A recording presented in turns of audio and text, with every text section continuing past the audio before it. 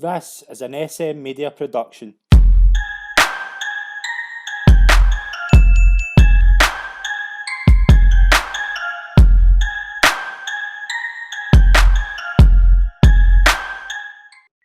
Hi everyone and welcome to this week's episode of The Sit Down right here on SM Media.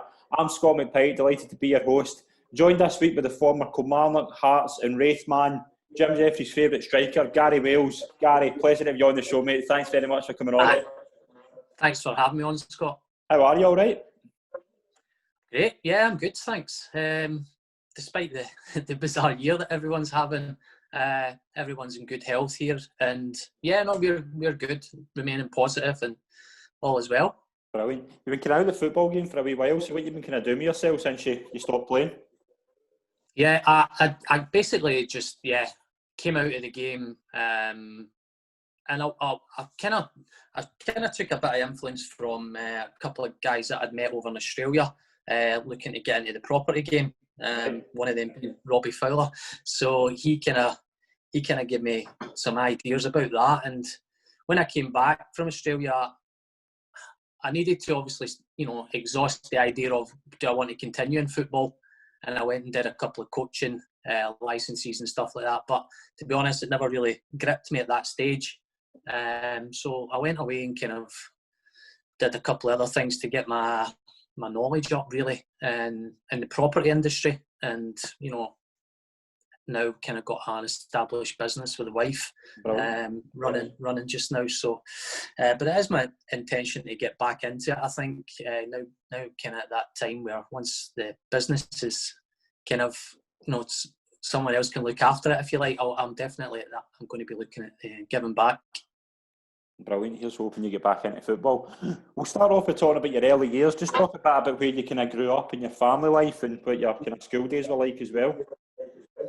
Yeah, well, originally the family's from Glasgow, and we did that kind of big move out to Livingston in the 70s when it was all kind of, the new towns were kicking off. Yeah. So the family came out to Livingston, and that's where I was born and raised.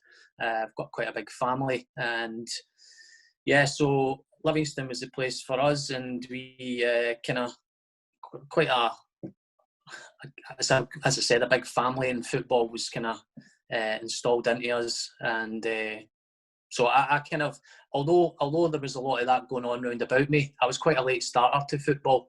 I never really kind of kicked a ball till I was like 10-year-old, which is quite considered quite late starting. But it was just for whatever reason that was the way it happened for me. And then the place in Livingston, the first club I'd went to was a little club called Inverarmond Thistle.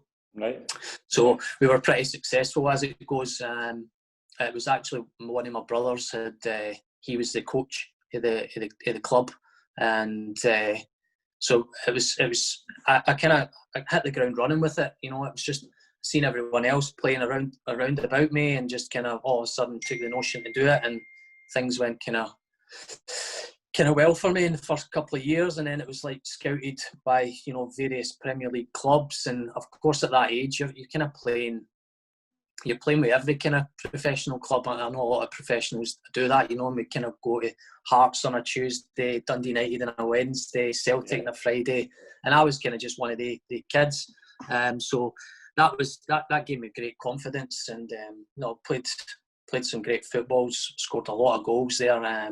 My strike partner at that time in the under 10s, 11s, 12s and stuff like that was Mark Burchell. Right. So me and Mark were pretty lethal up front. So yeah, no, we did well.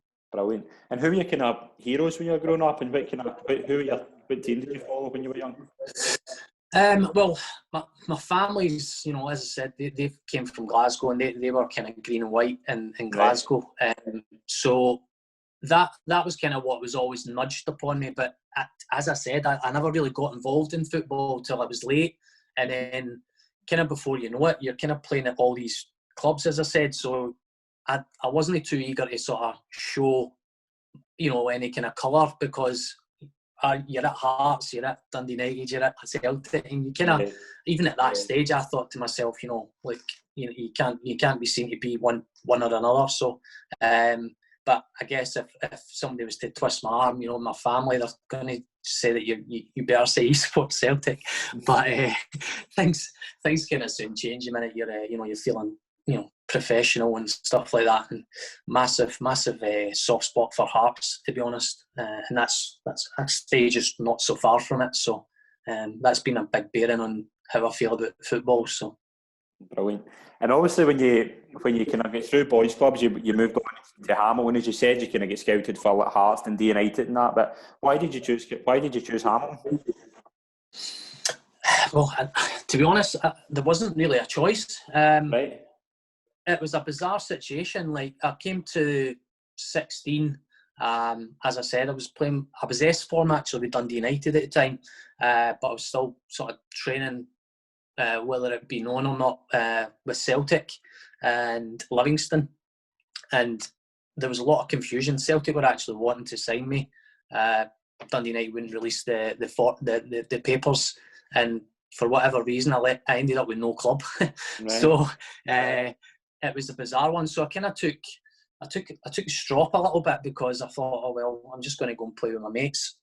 So I went into the Edinburgh leagues and I played with a club, Lynx, maybe just half a season or so, and I just kind of got picked up again from Sandy Clark, it was, at Hamilton Accies.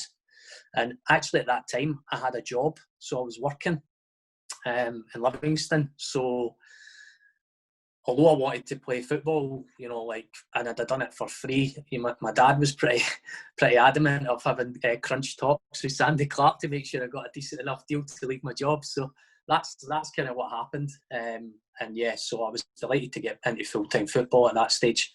And then it kind of had a really good couple of seasons there. Mm-hmm. Brilliant. Sandy Clark signed you. Just how good was he for you, like, for your early development? Yeah, massive. Pretty much, you know, the first father figure really in football. You know, is how he treats people, second to none. Just really honest. Put an arm around you if you needed it. You know, kick you in the nuts if you needed it. Whatever it is, you know, he knew the right balance.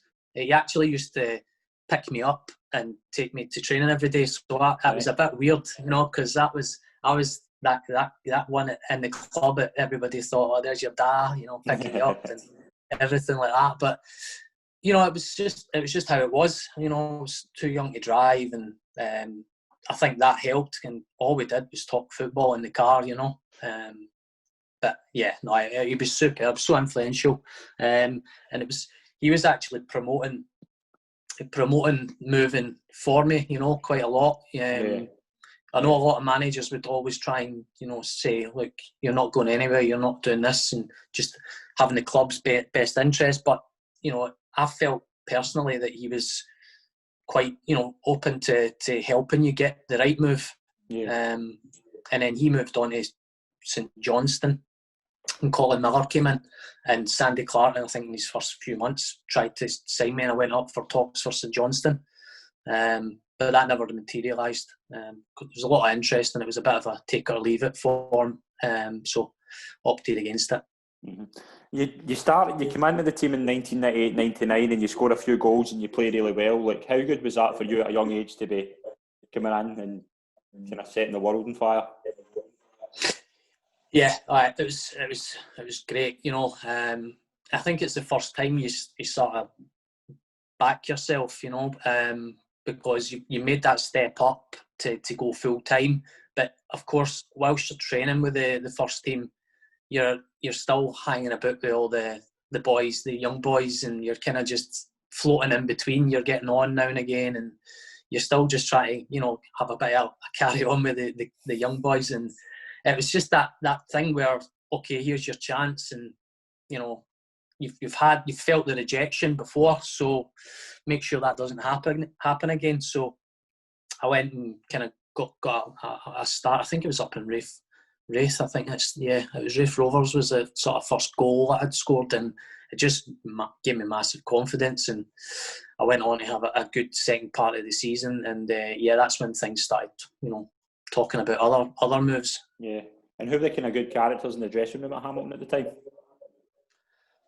There was quite a few. I tell you what, it was a superb time because we never had a stadium, right? Right. Okay. And this was before we had any kind of stadium. We had very little facilities. We were sort of getting changed in a pub.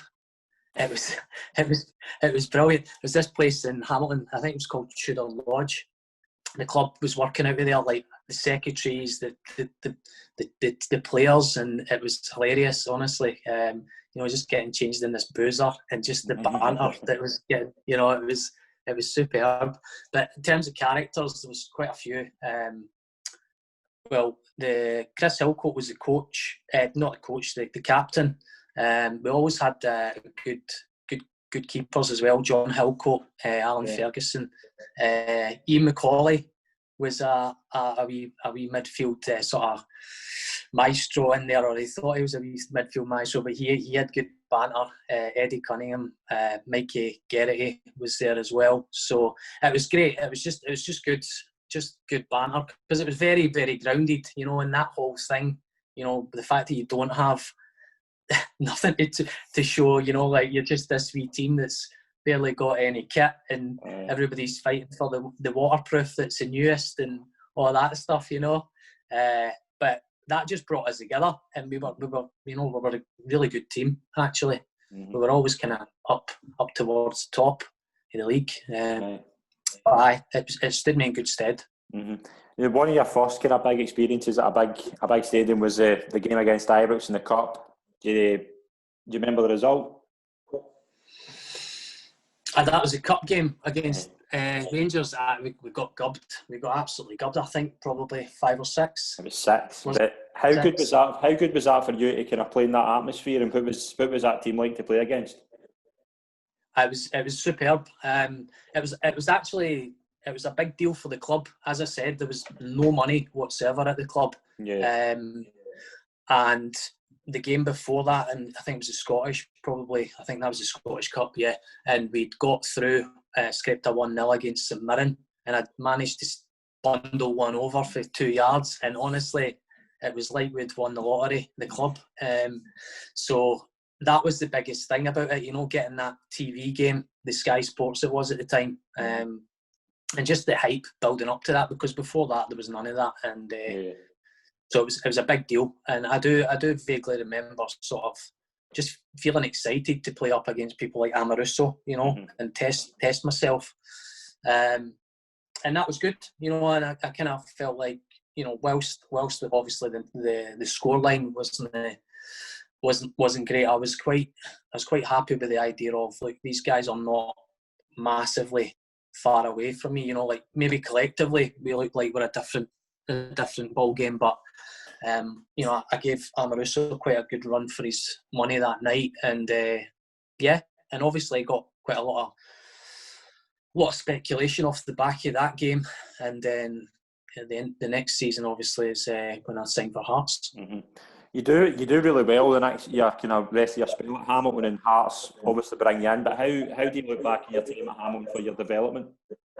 Aye, brilliant. I mean, I think it's probably the right way to come through. I mean, I know a lot of sort of professionals and people chat about the whole, the being at the bigger clubs and being nurtured up, and it's very rarely that someone pops through, from the academies. And if it were me, I would always opt a kid to do it that way and just get out there and get lots of experience, and get brought through with older pros at different leagues, and just kind of it drops any kind of big egos and stuff like that as well, so it was, looking back on it, it was great for me, and I thought it just felt like, you were part of something great, just hanging about with the guys. But obviously it gets more professional when you get the bigger move to Hearts. And when did you first kind of hear that Hearts were looking for you?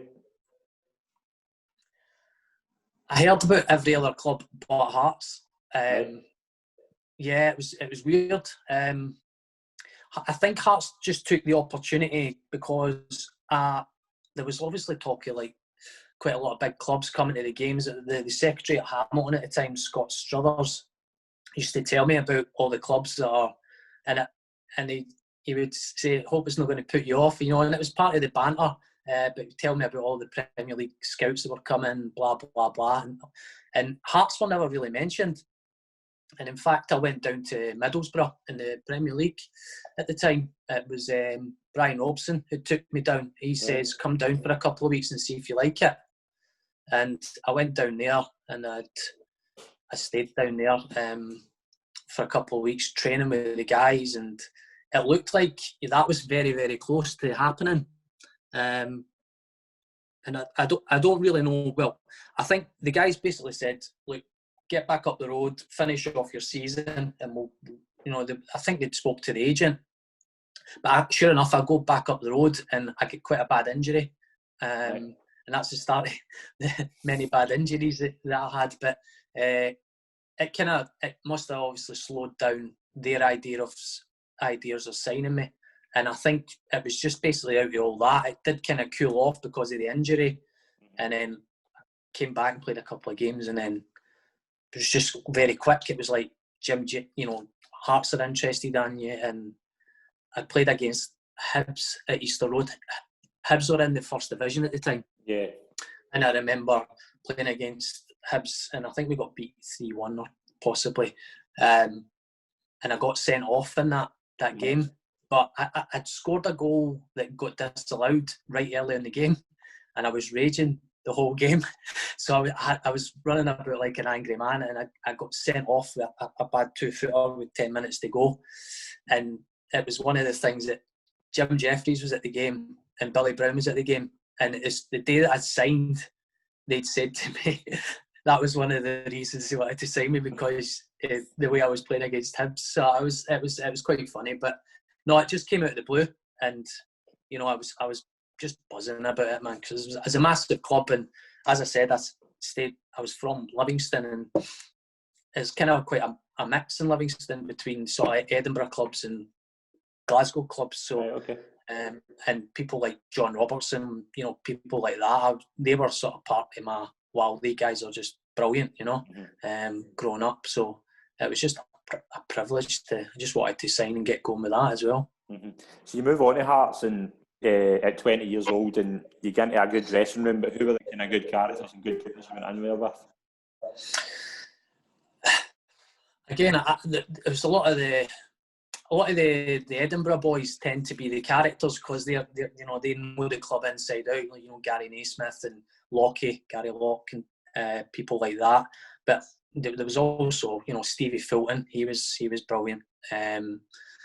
Colin Cameron was the skipper at the time. Yeah. You've got Stephen Presley and that. But in terms of the characters, it was always kind of sort of the guys that were more sort of local, if you like, that were always having the banter. But people like that, Fulton, and Gary McSwagan was there at the time as well. We travelled in together from Livingston, and Darren Jackson. So we had a good car as well. So there was a lot of good banter floating about. Brilliant. And you touched on Darren Jackson. You come off the bench for your debut for Darren Jackson against St Johnstone. Like how excited were you to make your first appearance in the Premier League? Yeah, just chapping at the bit from day dot. Quite a funny story about just kind of making my debut for them. But I came through for talks. I kind of thought it was a case of, right, we're going to. It was pre-season. The Hearts had a game against Spurs lined up, and Jim Jeffries says to me, "Come through, and we'll chat to the chairman before the game. You can maybe stay and watch the game and stuff like that." Before I'd signed. Mm-hmm. So I pops through, and I would, like I said, I'd have signed for nothing, just to get to that next level. Mm-hmm. And long story short, I sign, and he says to me, "What are you doing today? You staying for the game?" And I was like, "Yeah." He says, "You got boots with you?" And I was like, "No," because I wasn't even sure I was going to sign. And then he gave me a line to go and get some boots for a shop. And he says, "Go and get a pre-match here, and I'll put you on at half-time." And my mind was just like this. What just happened? So I went. It was just 100 mile an hour, and that was kind of, that was the thing. It was like, and then sure enough, I come on at half-time, and I'm playing up against Sol Campbell and Ledley King, and it was just like mental. And then, sure enough, the next day he says, "Right, I hope you enjoyed that. There's a Resi game tomorrow against Berwick Rangers." So it's just exactly that, you know. But no, I was just champing at the bit to get on and sort of prove my worth at that stage, because there was quite a lot of good, you know, people similar to myself, just eager and sitting there. Like Andy Kirk, he was another player. You know, we were often classed as quite similar. Where when we chatted and played in the Resis, we didn't think that, and we did really well in the Resis together. So it was very few times we actually got to start in the first team together. But we were all just chapping at the bit to get going and prove ourselves. Mm-hmm. And you, after you kind of you score your first goal against Dundee and get a good run in the team, like how good did you feel after just kind of coming to a club like Hearts and getting that opportunity for Jim Jeffries? Yeah, it was great. It was. I wouldn't say I was at a stage where I was anxious to score, because, as you said, I never really started till after the winter break. I remember going over. Hearts were quite, well known for going to a place in Portugal every winter break. And we went over there, and I just had a good couple of weeks. And he says, "You're flying. I'm going to start you when you come back." And I think it was the first game when we came back against Dundee, and I scored, and that was it. It just felt brilliant, and I was like, just couldn't get enough games at that time. You know, I was just like, keep proving yourself, and that was it. And I think I'd managed to get 7 in the second half of the season, or so, maybe something like that. But no, I was just delighted to get it off the mark and sort of just enjoy it. Brilliant. And it was a good team as well. Like, obviously you finished third that first season you were there. Like, how good was that team and who did you kind of enjoy playing with in the team? Yeah, I mean, through the whole team, you know, looking back on the team, it's a great lineup, you know, and it's probably, you know, some of the best players that played with Hearts over the last 20 years. You know, people, you know, the options in goal were Craig Gordon or Anthony Niemi. You know, like that's a great start. You had Gary Naismith, you had Stephen Presley, you had Paul Ritchie, you know, Thomas Flogel, Stevie Fulton and Colin Cameron just supplying you. You know, that was superb. Up front, it was the pick between myself, Darren Jackson, Stefan Adam or Gary McSwagan. You know, it was just like, it was just superb, you know. So there wasn't necessarily at that time, maybe it's obviously on purpose that Jim's done that, but the team, you know, you could have chopped and changed things there, and there was always goals, and it was always going to Tynecastle and being, you know, expecting lots of chances. Mm-hmm. Mm-hmm. And like Jim Jeffries and Billy Brown as well, just want to touch on them. Like, what were they like? We've had a few folk on who have gave us great stories about Jim Jeffries and Billy Brown. What's your memories of working with them at Hearts? Yeah, just very much as they come across to everybody. They're completely sincere in everything they do. You know, that they're very much about work ethic.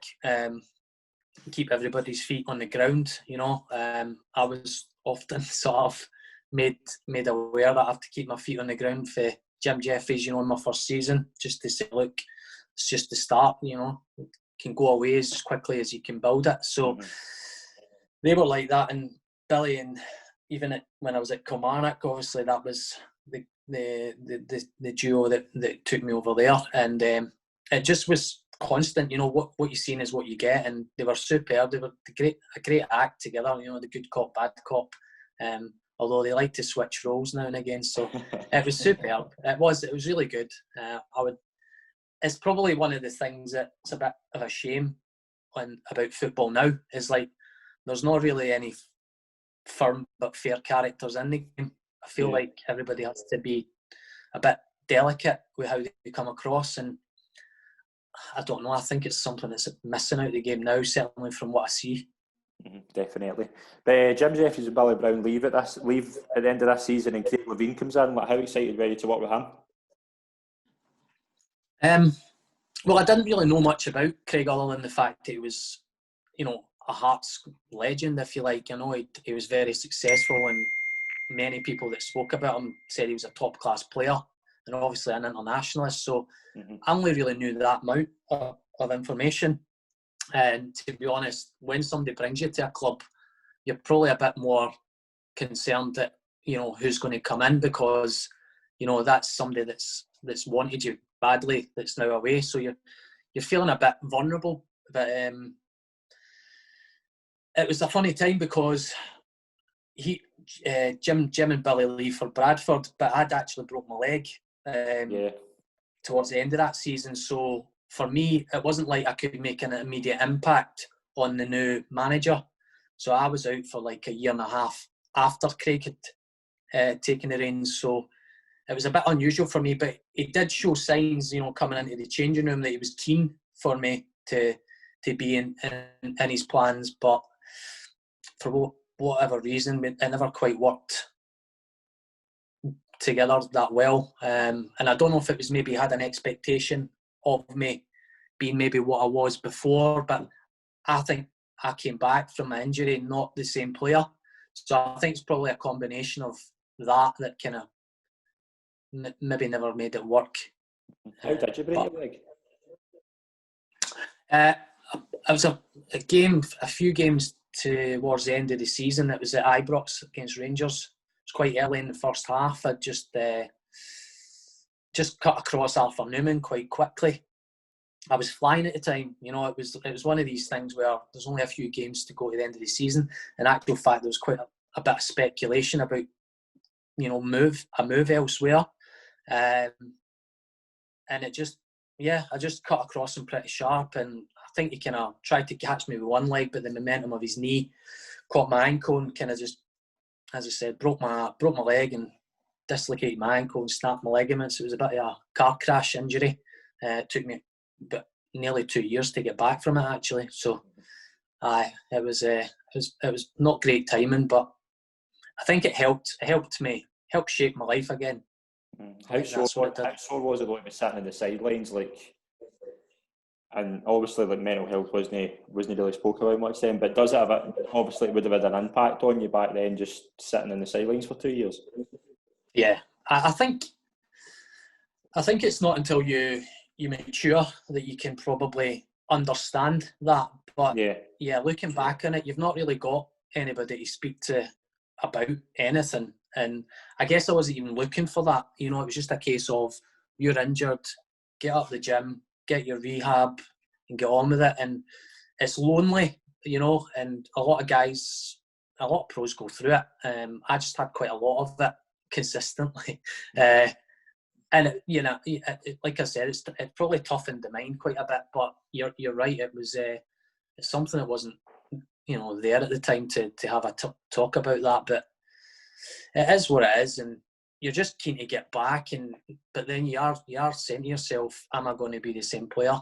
But you've got to overcome that. And as soon as you grab a goal or you get the thumbs up for the gaffers or whatever, you start believing in yourself again. Mm-hmm.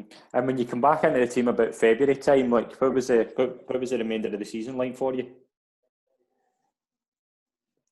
Yeah, it was just a kind of fits and starts. I think Craig was trying to sort of ease me back in, so I was playing every other game or things like that, and coming off the bench and stuff like that. Got a handful of goals, but I was I was actually probably keen to get to the start of the next season to get a real good pre-season under my belt. But it was good that I'd actually signed a new contract just coming back from the injury, which was part of a little mini boost, Mm-hmm. And I think that was to do with the speculation before I broke my leg. So I just signed that season, and it was a 3-year deal. But as soon as I kind of was just towards the end of getting ready to get back into the game again, the club were trying to renegotiate a new contract for me. So I don't know if they had planned that I was maybe going to come back the same and they'd sell me at a bigger price because of the new contract. I don't know, but that was good to get that confidence at that time. But I was just really keen to get a pre-season under my belt and start the next year. Mm-hmm. You start the next season pretty well, and I just want to touch on kind of with you. What was the experience in Edinburgh Derby like for you? Oh, it was brilliant. It's superb. I mean, I think even Tynecastle as a stadium, whether you're at a club, another club, or you're playing for Hearts, it's a brilliant venue for anything. And if you've got a derby, and passion, it's quite a theatre for that. Even going over Easter Road, even before they'd done the stadium, you get some pelters. I tell you, you can make a fortune as well. The amount of pound coins that get chucked at you. Is that right? I remember, just at the warm-ups, so I used to get, pound coins chucked at you and everything. And you're like, wow, this is crazy. But listen, it was really, really passionate, and that was great to feel that heat, and that's what football's all about. Is really a team, somebody supporting a team, and it's a big deal to them. Mm-hmm. And I know there's one or two sort of clashes throughout fixtures, that can bring that. But again, it's another thing I think is missing in football.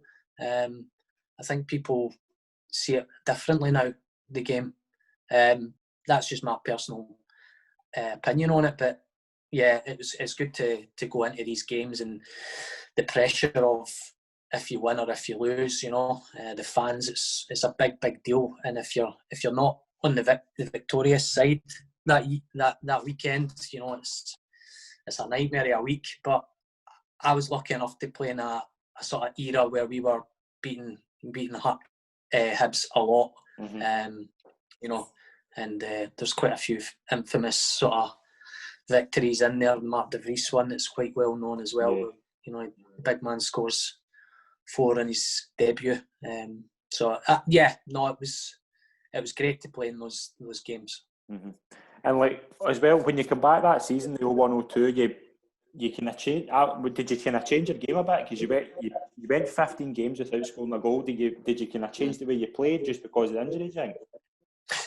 Yeah, well, I think even Craig Levine had changed the way I played a little bit as well, because he wanted to play me to a degree, and I was playing places like wide right or wide left, and I wasn't necessarily a striker. And to be honest, I never really played as an out-and-out striker. In terms of how I seen myself, I never seen myself as the number 9, Yeah.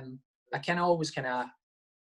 guess I idled myself on people like Bergkamp and that, where I enjoyed the assist probably just as much, Right. And I'd like to just be a wee bit clever and cute with stuff. So I think at that time, I was picking up the odd goals, but like you said, to go that run without scoring, I think maybe looking back in that season, I think I played a lot out right, and just as I said, we coming on and off, so it was a bit fits and starts, but just to get back involved in playing at that stage after the leg breaks, the big thing. So that's the thumbs up at that time, rather than can you score 20 goals. It's just like getting confidence again. So it's just, it was good to just keep playing, really. Mm-hmm. And how good was the kind of Craig Levine's man management towards you at that point? Yeah, I mean, Craig, it was Craig had his way, and that was the only way I really think that, speaking to, a lot of guys, and probably the guys at the time, it was just like, this is how it is. And, I think, again, that's a bit older fashioned style to what we've got now. But no, fair play to him. He knew what he was wanting to do, and you had to adapt, or you were not required, really. So you've seen players certainly the more experienced players, like Darren Jackson, stuff like that. It was like Craig had his own ideas when he came in, and people were no longer training with the first team and things like that. So it was like, he did set the benchmark of like, get on board or find a new club. So I don't think he was articulate about it. It was just a case of do it or leave. Mm-hmm. And what was it like for you as well? Like you finished 5th that season. Were you just kind of happy to be back playing after your injury? Like you said, were you just happy to play wherever you were asked? Yeah, I was just happy to get back and be playing in the Premier League, because whilst had a couple of successful things, Prior to that, I was just more relieved to, get my name involved in playing in the Premier League again. Mm-hmm. And that was the thing. I was never, despite speculation, despite whatever happened in the past, it was about just, can I play more games in the Premier League? And that was the main thing for me. I was never want to leave Hearts, or, I guess looking back in it, maybe things might have been, better if Jim Jeffries still remains the manager or whatever. But, Craig's taking the club in a different direction, and, I had to be involved in that. And I think I played a big part in it, but inevitably, I think he was just expecting me to be the same player, and it just kind of came back a slightly different player. I used to be very much direct beforehand, and now it was all about sort of, creating things and being cute. I don't know if you psychologically you say you're missing a yard's pace or whatever, but you somehow change your game to adapt. And I think that's what happened. And then it just kind of goes to a stage where you need to make a decision whether you're going to, what club you're going to look at to start playing a lot. Because after that, I start feeling fit again, but I'm just not playing. So it's a case of where are you going and what are you going to do to get more game time. Definitely. And move on to the 2002-03 season. The one of the kind of game that will stick out in your mind that season was a 5-1 win against Hibs. Like, how good was that to get that kind of win against your rivals? Yeah, it was a big. But again, the thing is, it was an expectation at that stage, because we were beating them quite frequently in the derbies. But I think it was the second game of the season, maybe. Because I played the first game of the season against Dundee away, and we drew 1 each, and I'd scored a header. And the next game, the derby, I actually never started, and I was like, for forwards or forward-thinking players, you can't believe that you're not playing if you scored the week before. Yeah. So no matter who you play for, that you're like, what's going on? But anyway, I came on in that game. But yeah, no, it was great. I think Andy Kirk had scored quite quickly in the game, and then big Mark de Vries, like that was his first season, and I think that's obviously what happened, is I made way to give him his debut, and yeah, the big man bashed in a couple, like I said, 4 goals, and I think I set up his last goal, but just the city that night, and the weekend and that week, it gives it all the supporters something to really brag about, and it's great to be part of these things. So I wouldn't like to be on the other side of that, Definitely. Which thankfully I wasn't too often. How good a player was de Vries to play alongside? Yeah, he was great. I mean, he wasn't blessed with any pace, but I learned a lot from the fact that, his type of play, his hold-up play, using his body and things like that. I was still very much learning myself at that stage, 23 or 24 maybe. Still trying to really get my own game right, and no, he was superb at that. He just had these big arms that could hold people off, for miles, and they weren't getting close to the ball, and his timing of getting into the box, and he could finish with both feet. It was just a real threat, and I think for the way that Craig played, and even last year, you could see elements of his game strategy not change much. I'm always looking for a target man and getting people off him, and I think that was what it was. And we'd obviously had good people floating around that to bag in quite a lot of goals. So it was good. I learnt a lot from him, as I did a lot of the good strikers, Stefan Adam and Darren Jackson as well. Brilliant. And that season, you finished third. Like, what was the good points of that season? And would you say that was one of the best seasons of your career? Like, with the team doing so well? Taking it personally, it wasn't necessarily something that I thought it was the best season in my career, because obviously fits and starts, not playing the full season. But when you feel that you're not playing every single week, you don't necessarily feel okay. You feel part of the team, but there's a wee bit of shine off it. But yeah, towards the end of the main thing for us, the goal that we set out to do that year was to basically get into Europe, and third preferably, if not challenge for second. So that's what happened that year, and it was superb. And we obviously had some good European games, you know, Stuttgart and all that after that for that. So it was superb to gain that kind of experience. And as well as that, the season, the kind of last season within Hearts, you didn't play until December when you came on against Inferno. Like, why did you not play between the summer and December? I was injured. I was injured again. Just things were happening because of almost like the imbalance, the injury. You know, other parts of your body compensate for that, and I had quite a lot of sort of plates and metal work in my legs and ankles at that stage, and they were giving me aggro and things like, you know, like your hamstrings and your back were starting to play up. So I never really got to, you know, have a good run of injury free. But yeah, I think it was again one of these things where I came back after a winter break. So I maybe should have switched onto that earlier and played abroad or something like that quite quick. So because I'm a fair weather player maybe. But I came back and I think it was Aberdeen. I managed to get the first start and got a first goal of that season, and went on and grabbed another handful. So no, it was just one of the things where it's like at that stage you're kind of like, okay, I'm injured a lot, you know. When I'm back and I'm fit, I'm not playing all the time. So is it time to move on? But I wasn't necessarily encouraging the move at all. But I think Craig was just kind of saying to me, look, if you can, you know, if not, then fine. Because I think that was the last year of my contract. If you can find somewhere, we're happy to, you know, let you go. So yeah, I think Aberdeen had tried to sign me in that January.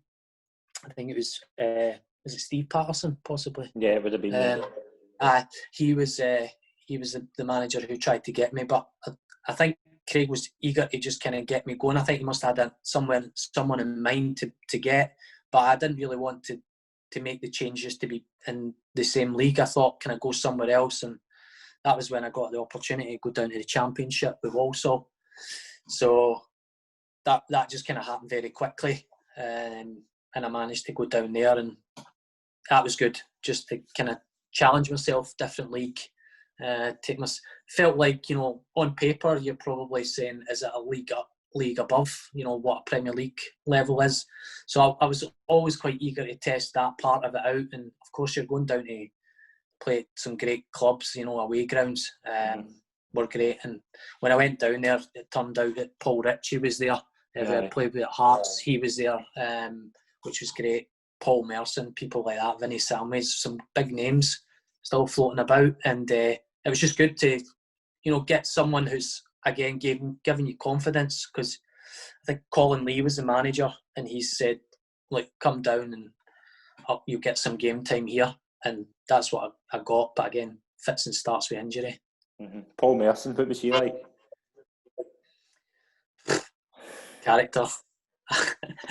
Total character. If you could get him to train, it was funny. He's he's in every day, and I don't necessarily think he was injured. I just think he decided whether he was training or not. It was unbelievable, you know, like outside his foot, he would play like unbelievable passes. But he was always talking about gambling and stuff like that. So his head was always elsewhere. But as a character, you know, he was great for the changing room. So, you know, him and people like, as I said, Vinnie Samways, like, so they had the Arsenal Spurs sort of thing going on. They were playing some banter off of that. No, it was good. It was good banter there as well. Jimmy Walker was the goalkeeper who went on to play for West Ham, and he was a good laugh as well. So good. It was good experience, and playing you know, good away grounds every week. It was just so refreshing, and it came at a good time, you know. And you mentioned Paul Ritchie as well. Like, what was, obviously you played with him at Hearts, like, what was he like for you, like, down there? Like, would he kind of help you through when you were there? Yeah, he was a great help. Rich was a great help, because I came down just to train for a few days prior to the switch, and he just basically helped me with everything. So it was almost treated, it was like a big brother type thing, you know, because I'm still fairly young, and he was experienced, and he'd made the moves, you know, dotted around Man City, Rangers, and stuff like that. And it was just for me to it felt like I could hit the ground running because there was somebody that knew me that wasn't, too foreign to the way I thought. So it was good. He really looked after me, yeah. Mm-hmm. And you only play you're only there until March. Like, why was there no chance to stay to the end of the season? There was. My agent was just quite keen to get me something because it was a loan. So there was no sort of contract. It was like we'll take you, for the rest of the season. Mm-hmm. But it was just turned out that Gillingham had came in for me in the same league and championship, just saying, look, these guys. He worked closely with the manager Andy Hessenthaler, and he says he'll look after you, I think, better than Colin Lee will, because I think even Colin Lee's job was uncertain, and both of these clubs were sort of battling relegation at the time. Yeah. And I made the switch to Gillingham, and we thankfully we stayed up and Walsall went down, which was a bit I felt a bit rubbish about that, and I did contribute. So, but it is what it is. You're just trying to make sure that your future's safe, and that's all we did the move for. So I played there for a bit till the rest of the season, and then Jim Jeffries was on the blower again for coming back up to Kilmarnock, and as soon as I knew that,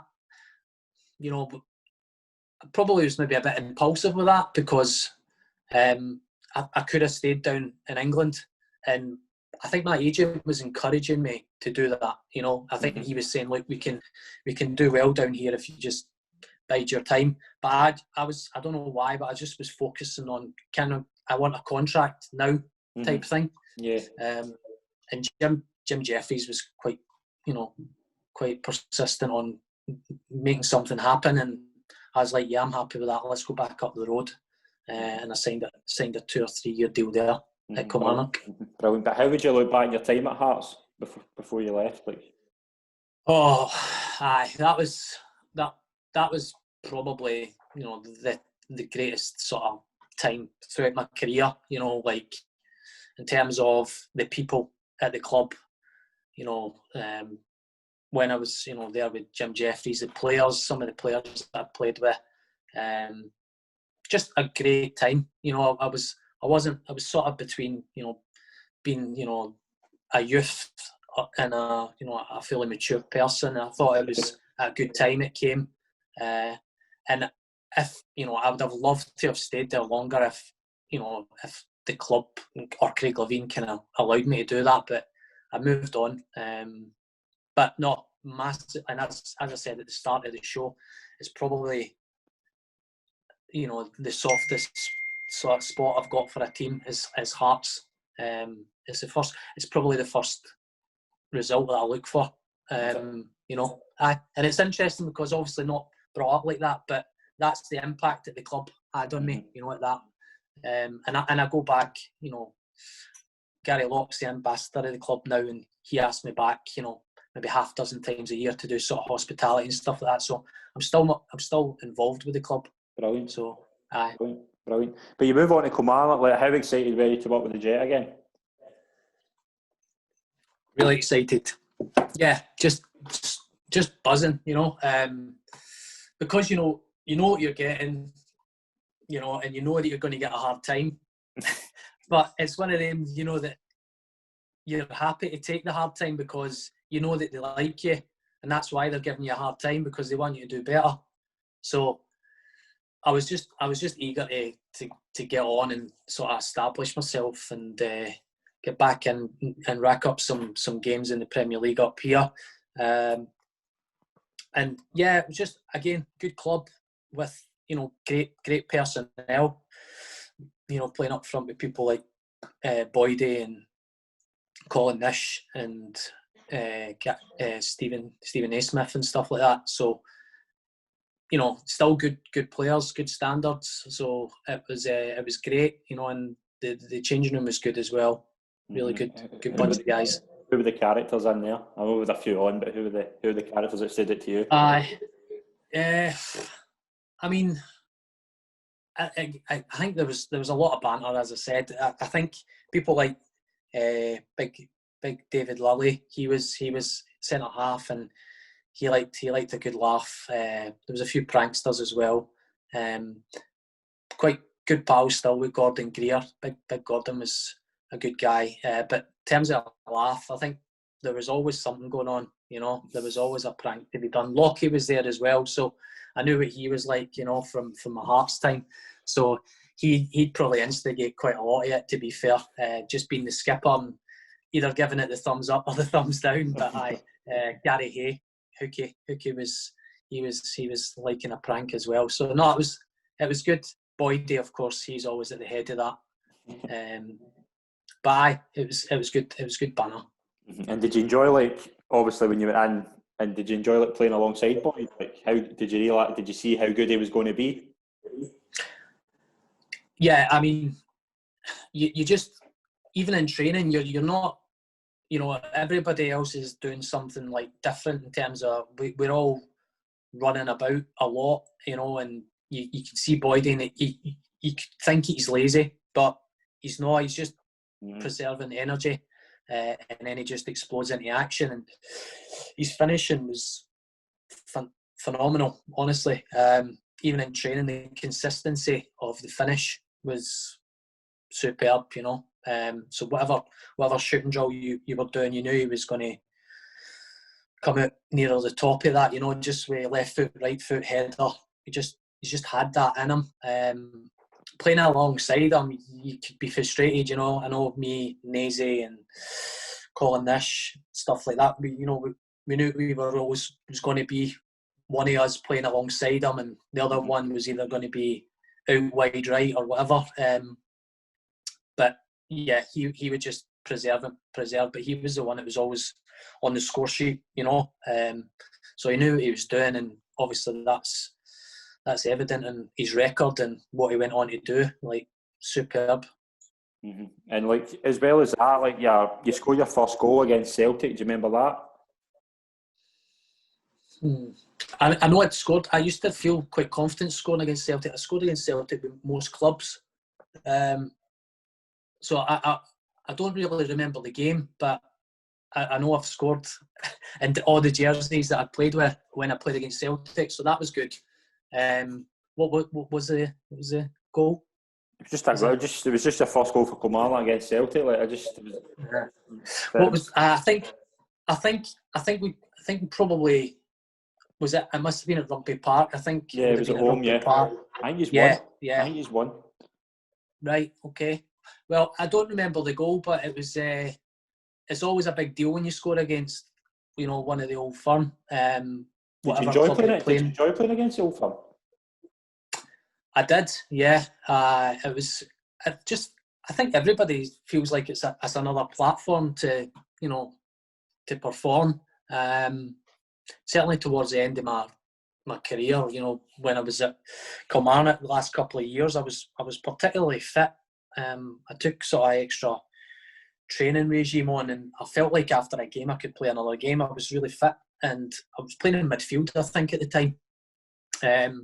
And I'd played a couple of good games against the Old Firm, but every time I'd play against them, it was obviously a big deal to the fans. And if you were one of the guys on the score sheet, it was good for you, and putting your name out there. But it's a test, isn't it? It's the cream of the crop. They always recruit, the best, and you're not going to play against any better in your league. So it was always that platform of, this is this new guy who's meant to be the next best thing Rangers have signed, and you're up against them. So you're always excited to play against the best, and yeah, I enjoyed it. And did you think that season you fit in well at Kilmarnock? You finished 7th, but how did you feel personally about your first season? Yeah, fine. Just keen to.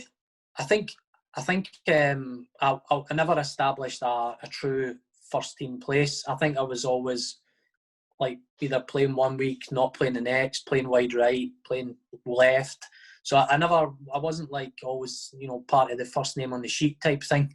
So I was just happy that I played quite a good part in it all.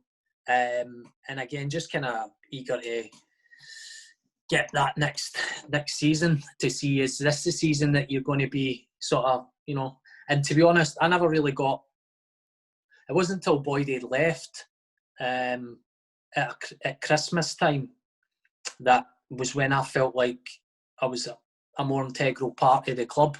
When he'd left, it was now down to myself and Nishi and Nazy to pick up the reins of, the lack of goals that might be there. And that's when I actually got, I don't know, confident, or maybe it was because I was shifted from right to up front. And I kind of just took on a different role and maybe a bit more responsibility. And I think again, the winter shutdown, coming back and playing after Boydie, but Boydie moves to Rangers. I think I scored about 7 in the rest of that season. So it was just about, felt confident then. And how good was that team spirit? We spoke, like, obviously a few of the boys have been on and they've said just how good that team spirit was. Like, how did you feel about it? Just exactly that. I mean, if you look at the personnel, I mean, Jim Jeffries was very shrewd with money, and the club as in a position they couldn't go out and buy, like expensive players. So it was about just the unity of the players themselves and the characters, and that's what got us to, like the CIS Cup final and stuff like that. It was just the fact that we were very much close. We went socialised together more often than not, went holidays and things like that, and just kind of felt like we were a good little unit. And I think that's what got us to that final against Hibs. And yeah, no, it was good, really good. See, when you just touch on that cup final, how did you feel getting into the game? I was just hoping I would get a start because I was injured before it. I was injured 2 weeks before it. I picked up a hamstring injury and I was trying to get back for it, and the club were trying to get me back for it, and they even set up, I think it's pretty sure they set up a bounce game sort of like a few days before it, just to see how I'd fare in it. For whatever reason, I never started. I came on at half time or just after half time, and that was the biggest disappointment for me because I was really looking forward to it. I thought this was my time, to kind of get a start on in a cup final. I thought, we all aspire to be in those cup finals and play. And obviously the combination of not starting and the result, it was not exactly the outcome I wanted. But looking back now, it's still quite a privilege to be involved in a cup final like that and have a medal, albeit a runners up. But yeah, looking back on it, I think I was probably more disappointed. We went up to St Andrews, I think, just to a hotel to get away from everything, and just leading up to that, I thought, am I going to play? Am I not? And then you don't, so you're a wee bit miffed at that. But we did hope, or we did think that we had a better chance than what the scoreline reflected. Yeah. We just did not show up on the day. It was a weird day. It was dry, it was wet, it was snowing, it was dry. It was a bizarre day, and it just, I think it was 0-0 for quite a bit, and then just all of a sudden all the floodgates opened, and it was just one goal after another. And yeah, it was disappointing at the end because what it's like. You're wanting that night to be great for the fans and for everyone involved. You're hoping that it's yous that are going back to the club, with the trophy and having a great night, and it never worked out like that. So it's disappointing, but probably a good achievement for the club in its position at the time to get to a final. Yeah, definitely. One of the players that came up was a big point of that season was Stephen Naismith. Like, how good was he for you, and did you think he would go on and have the career he's had? I did. I knew he would go on to bigger and better things. I definitely knew that from just the day that you see him getting called up to train with the first team, you just knew, because it actually reminded me a little bit of myself in the sense of, you know, he's just had this appetite. You could see he was streetwise and he was aggressive and high energy. And I think it was similar to the way I played to get myself a move to Hearts. So I've probably seen a lot of this young nipper coming in that's just wanting to take anybody's place and, you know, make it his own. So once you seen him doing that, and Jim Jeffries was a big fan of work ethic, you know, and he'd just work his socks off and he'd be fearless, and that's what all sort of, you know, younger teens should be like when they're coming through, and not be worried about how they're going to perform. And he was like that, and as soon as you seen him do that and get a handful of goals, and soon enough he was one of the first names to go on the sheet. You knew that, and I think he went down to like places like Arsenal for trials, and you knew that, you know, it was only a matter of time, you know, when he was either one of the old firm were going to pick him up, or he was going to leave the club, because, as I said, the club were needing money more than anything. Definitely. Like, how did you feel at the end? Like, obviously coming on to your last season, how did you feel fitness-wise? Good, yeah. I felt good. It was just a case of, can I maintain what I'd finished the last season like? Because there was a bit of talk about moving actually after when Boyd had left. That would have been the last year in my contract, so I was playing for a contract really. And I guess that's what, maybe the fact that there was a space left by Boydie, and the fact that I had a contract to go on to after this season, I think that helped me sort of perform well. And there was talks of other clubs, and I always remember Billy Brown coming up to me in training saying that you're not going to sign for Nahibs like that. And it was just one of these things that I came to a stage where I was like, okay, am I going to stay here or I'm going to move on?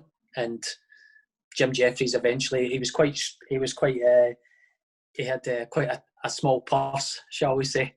So we were trying to negotiate something better, and eventually I got an extension on my contract, and I was just happy to do that, because I thought, I'm performing well, can I do that again and then see where we go? So yeah, it was good. What was your kind of favourite story for your time at Kilmarnock? What's the best dressing room story? Gosh, I don't know, man. It was I don't know. There's so many things to say about these, it's one of them, and it's like, can you say this? Can you not? No, but I think we went away for Gary Hayes' stag party, so you can only imagine some of the stuff that was going on in that. So you know, the usual ones with feces and fire extinguishers and things like that, and people chucking other people's stuff, and it was just carnage, you know. Like there's nothing you can really broadcast, to be honest. But listen, it was superb, you know. And that's the biggest thing when you leave football. That's the thing that you notice, you know, the most, is you think you can probably just move on and you're always going to have that environment, you know, whether if you find a job or whatever, coaching, but I bet you it's just not the same, you know, what you get in that changing room, the amount of personalities, you know, and what you're all doing together, it's brilliant. And that's the biggest thing you miss about being out the game. But I'm pretty sure every player says the same, but it's just great to even, you know, cast back on these things, and you can think of a few things. It just makes you laugh, you know. Definitely. The last season you were there, you finished 11th. Like, what kind of went wrong that season? I'm not quite sure, to be honest. I think there was quite a lot of changes and people coming and going. I don't know. There was, you know, I think David Fernandez, and there was different players coming in. Momo Silla, people. I don't know. It felt like there was a wee bit of a revolving door at that stage, and I don't know if Jim was just trying to get it, you know, freshened up or whatever. So I don't think there was kind of like a consistency in the team. And I know a lot of guys were kind of planning on moving on because of that. And I don't know if that kind of unsettled the team a little bit more. You know, people like Gordon Greer and that were performing brilliant, like week in, week out. Simon Ford, Alan Combe, the keeper. These guys were, you know, they were potentially going to go into bigger and better things. And I don't know, I couldn't put my finger on it. I think that's obviously a skill in itself for a manager to do that. But in terms of me, it was just a case of why am I not getting to play every week? And I don't know. We'd had that chat, me and Jim, a couple of times, and just thought, you know, like there was times where you're playing out of position, but I'm playing to help the team, but I'm not necessarily, you know, I'm playing sitting midfielder or I'm playing left. I think I played left back one game, you know, like it was just, it felt like a bizarre year. And obviously the league position showed that. And, you know, it was just, again, for me, I wasn't sure what was going to happen in my last season. I was obviously still very much in close sort of chat with Jim and Billy, but it just we felt for the best. It would be best for both of us to just kind of go into something new, and that's when I kind of made the idea of. I actually thought I was going to stay in sort of the UK, but it turned out I went to Australia. And how do you look back on your time at Kilmarnock? Got some good friends that came out of that.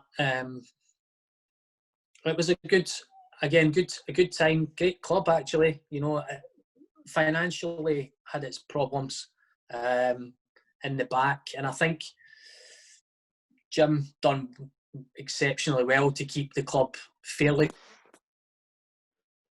don't know what kind of backing he'd got, but he was, you know, he was definitely the backbone of how well the club was doing.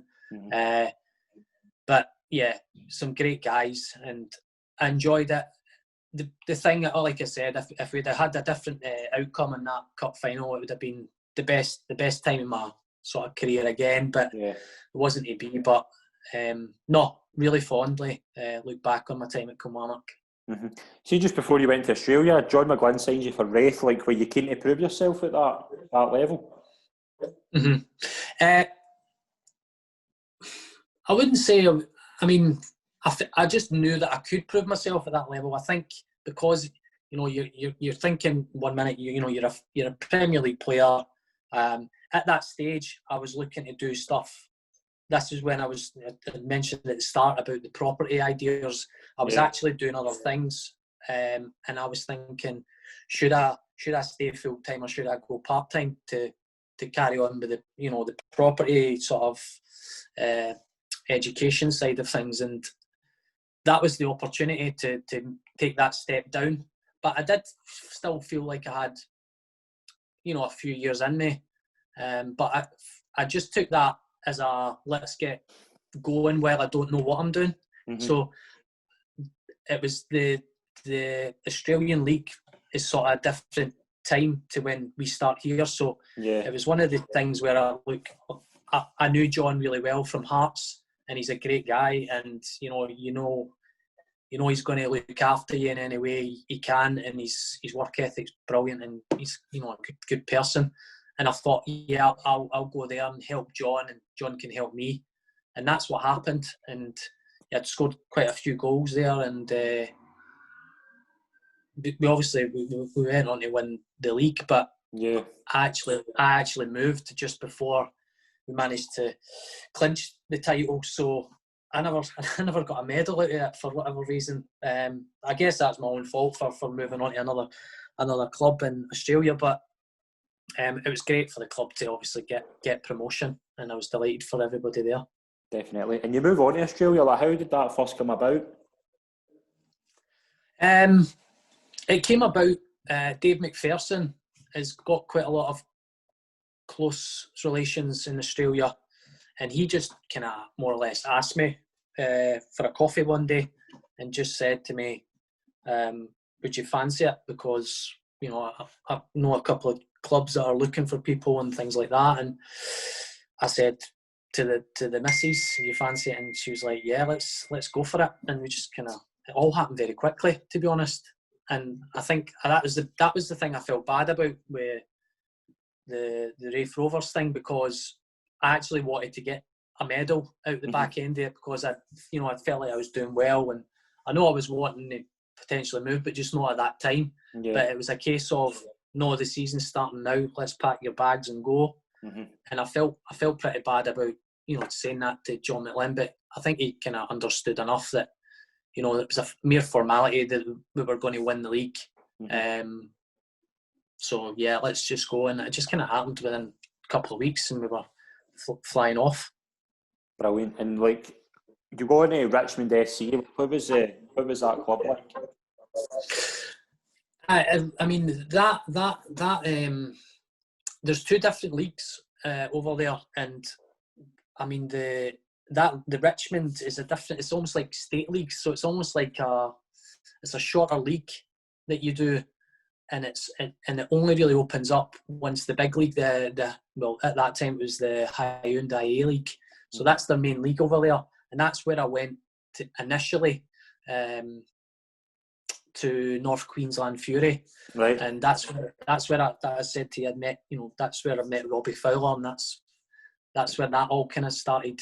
But I'd played with Robbie Fowler. It was bizarre. I went over to, I'll tell you, this is a good story. I went over obviously to sign for the club, and me and the wife had just kind of touched down.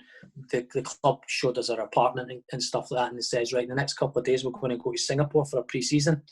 Now at this stage, Robbie Fowler wasn't at the club. Nobody knew he was coming to the club or anything. And so we fly over to Australia, and I'm just getting acquainted with everybody at the club, really. And we go into the Mandarin Oriental Hotel in Singapore, and everybody's, you know, you go up to the desk with your mates, and you're kind of like, you two are rooming, you two are rooming, you two are rooming, and I'm at the back end, just myself. And I go up to get my key card, and I says to the receptionist, oh, my card and stuff like that, and she said to me, "Yo, Mr. Paula is in the room, like this, Mr. Paula."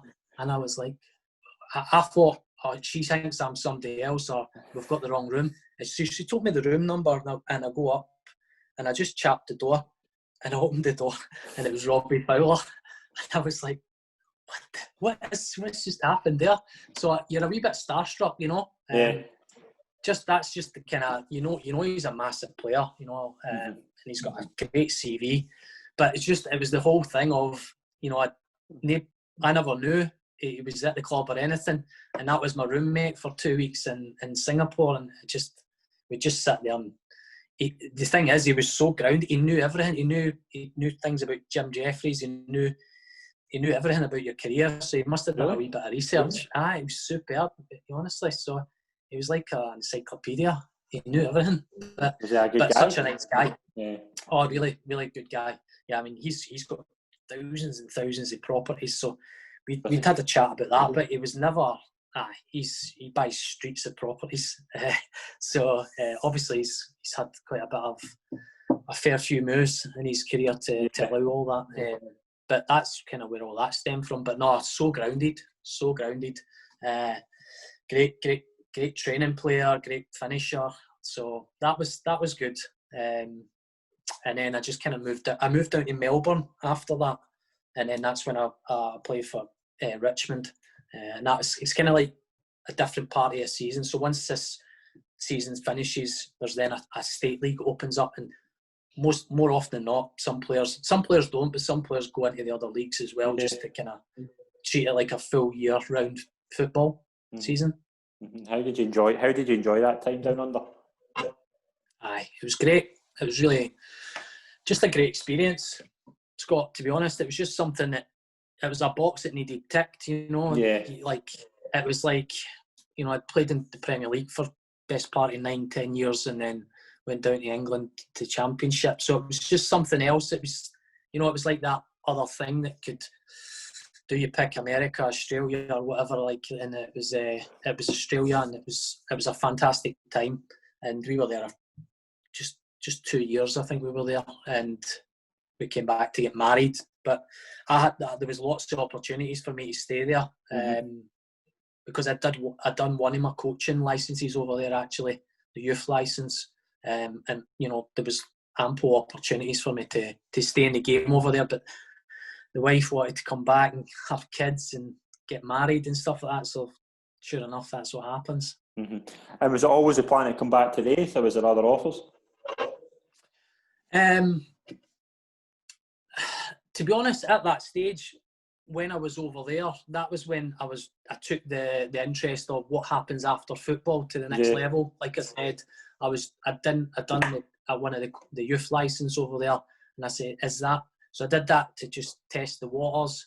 But at that stage, I was actually already studying other stuff like surveying.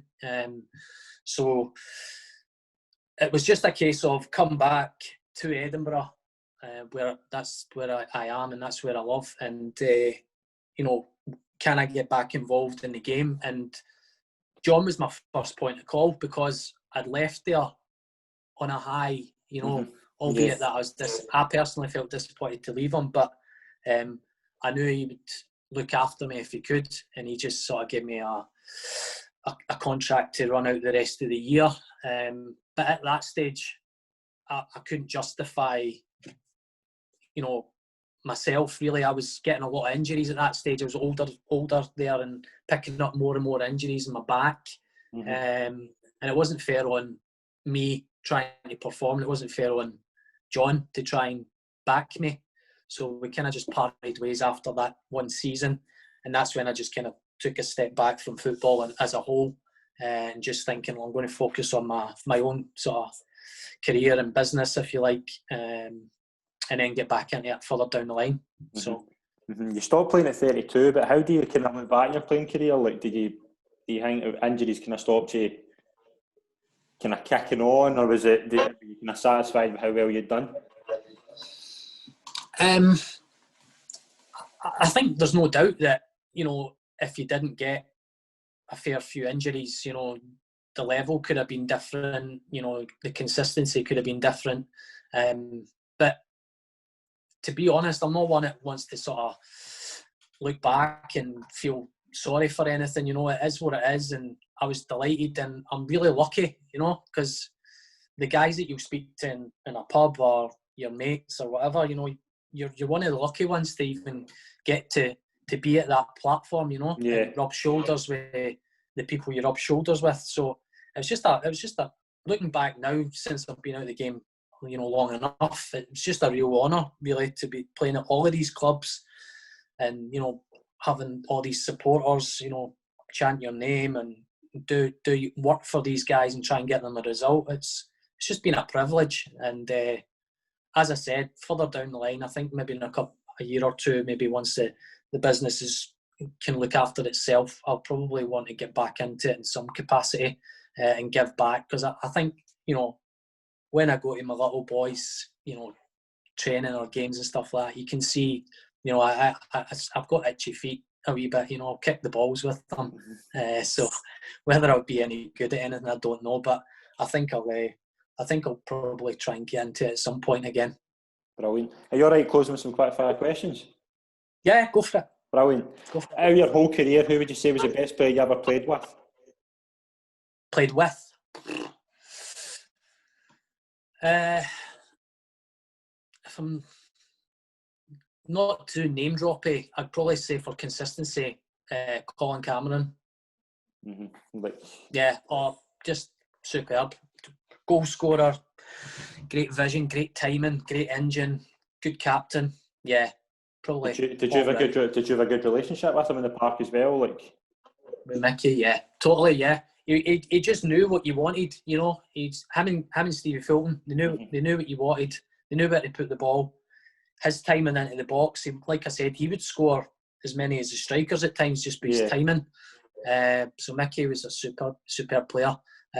People, you know, because you can maybe mention more popular names, but no, I thought overall Mickey was yeah, top player. Best player you played against? Quite an easy one, because I used to always say this to people, and people didn't believe me because it was not the name they thought I was going to say. So, you know, as I said to you at the start, you said, you know, I played first debut against Sol Campbell and Ledley King, and you're playing against all these other players. But I thought Giovanni Van Bronckhorst, I played against him a couple of times. Well, maybe 3 or 4 times. And everybody used to go, what, Giovanni Van Bronckhorst, really? And I was like, so it was hard trying to get people to believe me, but sure enough, the guy moves on to Arsenal, then Barcelona, then look where he is now. So, like, I've got that one right. Very good.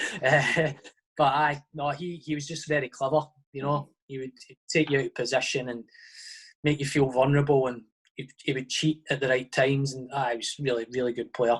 In terms of centre half, I don't know. A lot of good players, you know. Bobo Baldi was always intimidating, Amoruso, players like that were always floating about. Brilliant. Favourite away ground? I mean, it's great to always go to any team in Glasgow, whether it be Rangers or Celtic. They're always great feelings to go into that sort of theatre. But I actually enjoyed a lot of the ones down south. So probably West Ham. Right. Okay. Was one of the, because the fans are brilliant, and it's just a great platform to play. It's quite close in, certainly before they got all the changes made to it, and it's right in the centre of the city. It just feels like the fans are really passionate and stuff like that. So that was good. I really enjoyed playing there. I played there with Walsall and Gillingham, so that was good. But up here, probably, if I was at Kilmarnock, I'd also say Tynecastle, you know, because as I said, that's a great place to play. Definitely. Interesting fact about yourself that nobody will know. That's a hard one, that, eh? I don't know. Interesting fact. You might say something funny here. Like I'm really a woman or something like that. I remember that. Would that work? I don't know, to be honest. Interesting fact. I don't know. I've not got anything really to. That's a good one, you know. I need to come back to that one. We'll touch on that later on. Favourite film and TV show? TV show. Not really watched too much TV now with the business, but Mad Men, maybe. You watched that? Yeah, Mad Men's sort of 60s, sort of 50s, 60s advert thing, ad industry, Don Draper. So I enjoyed that. Yeah, that's probably, if I had to move to a remote island and take one box set, that kind of question, that's probably it. Brilliant. Best friend in football? Still in football. Yeah. Well, what about best friend now that you played with in football? I'm still quite close with big Gordon Greer. Right. Gordon's obviously, he's went on to do really well down south, and obviously got his caps with Scotland. We're still quite close.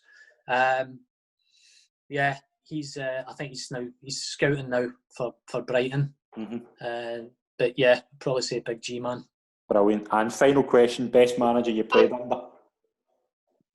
Played under. I think you've got to say.